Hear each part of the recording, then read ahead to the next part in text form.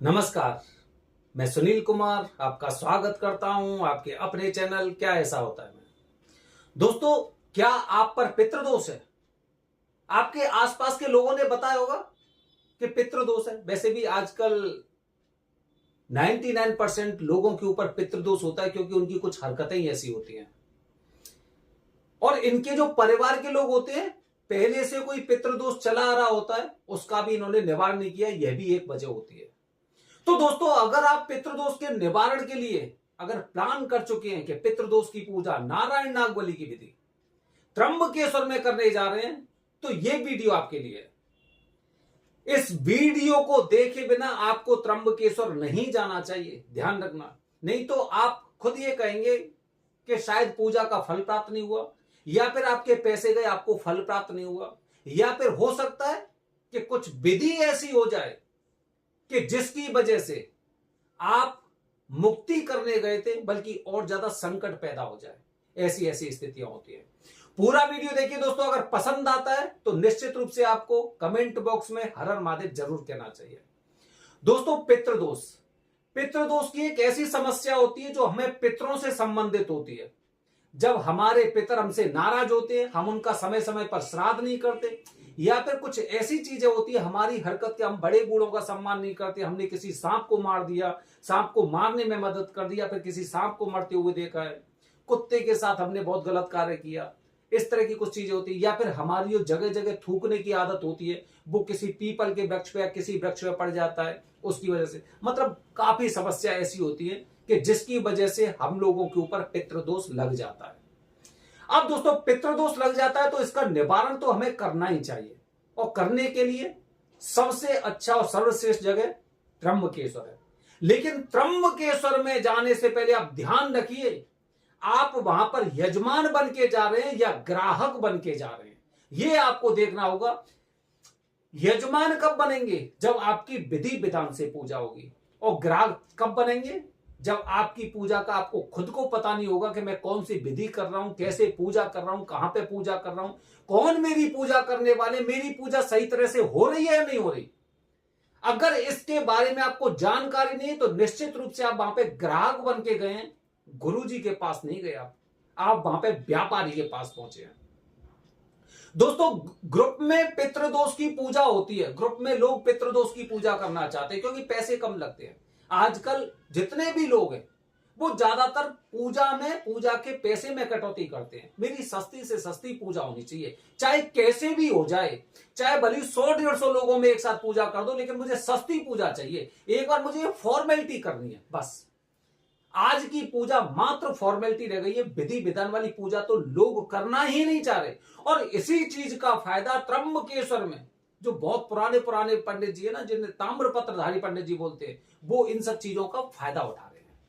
वो फायदा कैसे उठा रहे हैं? उन्हें पता है कि ये पूजा करने नहीं आए, ये ग्राहक हैं, तो वो व्यापारी बन गए। वो व्यापारी बन गए। उन्होंने व्यापार शुरू कर दिया वहां पर कि ठीक है, अगर आपके अंदर भी श्रद्धा नहीं है, अगर आप यजमान नहीं है, तो निश्चित रूप से हम भी यहां पे व्यापारी बन जाते हैं, हम पुजारी नहीं बनेंगे। तो दोस्तों, क्या होता है इसमें? स्थिति ऐसी आती है कि यहां पे ग्रुप में आप देखेंगे तो ग्रुप में भरे पड़े रहते हैं लोग, भरे पड़े रहते हैं। गुरुजी माइक से बोल रहे हैं, गुरुजी जोर जोर से चिल्ला के बोल रहे हैं। आप खुद सोचिए कि अगर 4 घंटे की, पहले दिन की पूजा 4 घंटे, क्या गुरुजी एक साथ बोल सकते हैं तेज तेज? क्या 4 घंटे तक आप 50-60 लोगों के साथ एक साथ? मैं तो 50-60 छोड़ दो, मैं तो ये कह रहा हूं 20-25 लोगों में भी अगर आप एक साथ पूजा कर रहे हैं, तो क्या 4 घंटा तक आपके पंडित जी बोल सकते हैं, जिससे कि 20 लोगों को साफ साफ समझ में आए और जो विधि उन्होंने बोली उसके अनुसार वो कार्य करते रहे। चाहे तर्पण करना है, चाहे पिंडदान करना है, कुछ भी करना है, 4 घंटे तक संभव ही नहीं है। 20 लोगों में नहीं, 10 लोगों में नहीं कर सकते आप, 10 लोगों में नहीं कर सकते। तो इसीलिए अगर आप ग्राहक बन के जा रहे हैं तो निश्चित रूप से पूजा का फल छोड़ दो, क्योंकि आपके अंदर भी फॉर्मेलिटी है, तो इस पूजा का आपको फल भी प्राप्त नहीं होगा। ठीक है। अच्छा, अगली स्थिति दोस्तों ये आती है कि ग्रुप में पूजा ही करनी है। मतलब आज का वीडियो ना पूरा यही है कि ग्रुप में पूजा के साइड इफेक्ट कौन कौन से इसके दुष्प्रभाव है। दोस्तों, काफी बार ग्रुप में हमने देखा है जैसे 40-50 लोग होते हैं, या फिर वही घूम फिर के चलो 20 मान लेते, 10 मान लेते, 10 लोग हैं। अब 10 लोगों के परिवार में, 10 लोगों के परिवार में पितरों की कैसी समस्या है आपको जानकारी नहीं होगी। हो सकता है किसी के सिर पे भी उसके पितर आते हो, पूर्वज आते हो, कोई उनके सिर पे आता हो, जिसे कभी कभी बोलते हैं कि भाई इनके पूर्वज आए, हो सकता है ना। अब उसमें अगर पूजा के दौरान अगर आपके बगल में बैठा हुआ जो इंसान है, मैं 10 लोगों की बात कर रहा हूं, ज्यादा की बात नहीं कर रहा हूं, अगर आपके बगल वाले किसी इंसान पे अगर उसी समय पूजा के दौरान जिस समय वो तर्पण कर रहा है, जिस समय वो पिंडदान कर रहा है, अगर उसके पूर्वज उसके सिर माथे आ जाते हैं तो वो अजीबोगरीब तरह की हरकत करेगा, जिससे आपका दिमाग भ्रमित होगा। और भ्रमित होगा, और भ्रमित होने के पश्चात आपका ध्यान केवल यही होगा कि कहीं ये मुझे क्षति ना पहुंचा दे। गुरुजी कौन सा मंत्र पढ़ रहे हैं वो तो हम भूल गए, हमें बगल वाले पे पूरा ध्यान केंद्रित हो गया कि कहीं ऐसा ना हो कि ये इंसान मेरे साथ कुछ भी गलत कार्य कर दे, कुछ भी मुझे क्षति पहुंचा दे।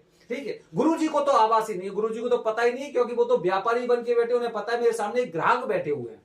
ठीक है, इस तरह से। तो दोस्तों अब क्या हुआ, आपके सामने जो सामग्री रखी थी गुरुजी ने, अगर आप पूजा करके आए ना तो आपको पता होगा, जो भी सामने वो सामग्री रखी थी, एक तरफ पितरों की सामग्री होती है, एक तरफ देवताओं की सामग्री होती है।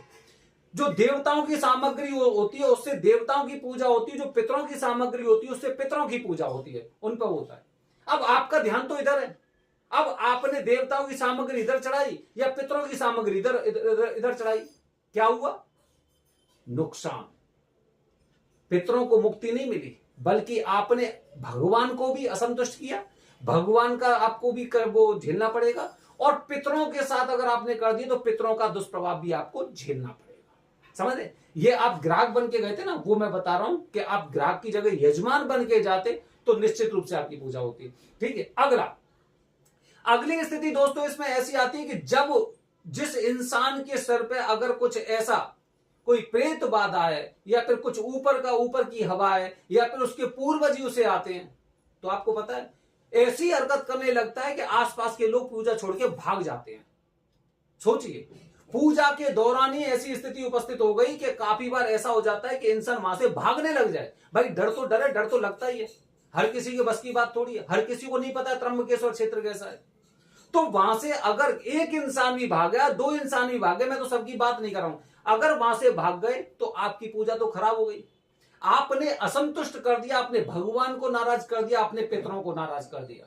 तो दोस्तों ध्यान रखिए, पितृदोष की पूजा करने जा रहे, पूरे जीवन में एक बार ये पूजा तो हर इंसान को करनी चाहिए, और ज्यादा की जरूरत भी नहीं होती है, ज्यादा की जरूरत भी नहीं है। एक बार नारायण नागवली की विधि आप अपने जीवन में करते तो उसे ना यजमान बन के करिए, ग्राहक बन के मत करिए। त्र्यंबकेश्वर में वरदानी पंडित जी आपको बहुत मिल जाएंगे जो सस्ती सस्ती पूजा भी करते होंगे, लेकिन ये ग्रुप का झंझट छोड़िए। अगर ग्राहक बन के जाएंगे तो ध्यान रखना, आपसे बड़े बड़े व्यापारी वहां पर बैठे हुए हैं जो काफी सालों से दुकान चला रहे हैं, काफी सालों से। ऐसा नहीं कि वो मना करते, वो मना करने वाले ही नहीं है। उनके लिए तो अगर यजमान आएगा तो यजमान की पूजा गुरुजी करेंगे, अगर ग्राहक जाएंगे तो व्यापारी बैठे हुए वो व्यापारी पूजा करेंगे। वो निर्भर करता है आपके ऊपर कि आपकी प्रवृत्ति कैसी है। आप पूजा करने जा रहे हैं, फॉर्मेलिटी करने जा रहे हैं, ग्राहक बन के जा रहे हैं, या फिर आप यजमान बन के जा रहे हैं।